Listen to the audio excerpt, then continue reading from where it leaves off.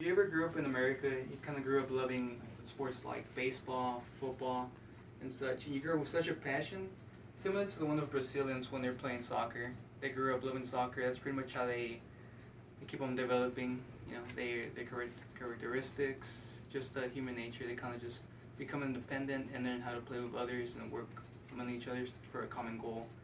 The great country of Brazil has been well recognized for the past centuries, mostly because of soccer will be one thing, especially because they've won 5 World Cups overall, which is more than any other country. Mostly due because they have great players, but they have great team chemistry. First, I'm going to start off by telling you a little bit about Brazil. Then I'm going to go in depth telling you about how different the culture is. And also, lastly, I'm going to go over how they behave with one another, how they interact with one another.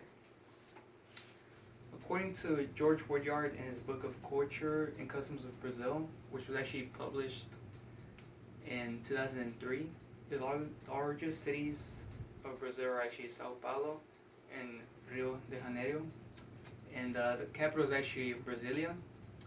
So basically, in the past couple years, I believe in 2002, the population was up to 170 million. I believe in 2008, it reached to nearly, I believe it was 190 million. Even though the infancy rate has dropped to, I believe, 2.2. It is nearly 80 times larger than its mother country, which happens to be Portugal. If you were to put nearly 45 states in the United States, Brazil would actually cover most of it. It's actually known to be most of the most diverse culture in the entire world, which actually includes Portuguese, Italians, and Polish.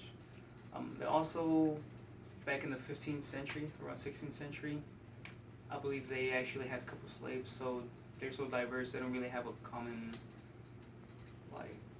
culture. They don't really have a common culture. They're just so independent, but they still get along so well. They're mostly known to be very humble, and they're just very well respected people, and they really try to interact with one another and just try to help everyone out and try to be successful as a whole.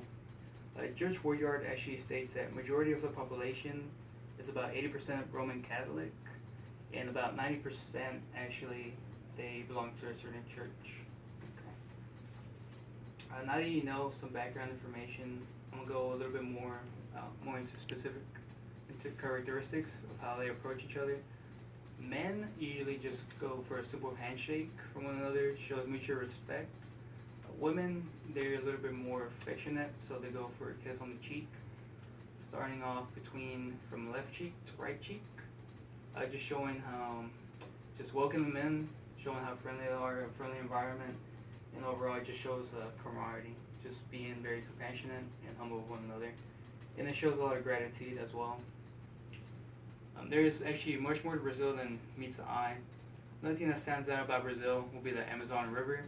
It's actually the second longest river in the world next to the Nile, but it is actually the deepest in the whole entire world.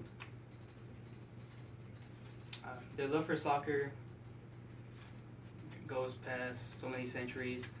They enjoy playing it. They grew up basically, even as toddlers, if you're 3 years old, they're already playing.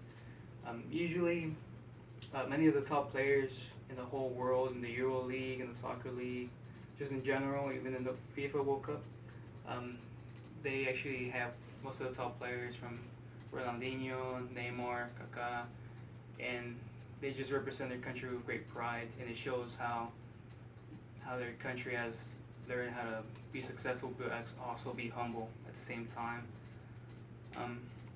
Whenever they're competing in the World Cup, Brazil actually decides to shut down everything. It just shows how important soccer is as a whole. That's how family gets together. Now that I've gone over different aspects of how Brazil and their culture is, I recommend if you ever get a chance to visit Brazil, I recommend they actually take the opportunity and go visit. Just want to thank everybody for listening to my speech. And thank you.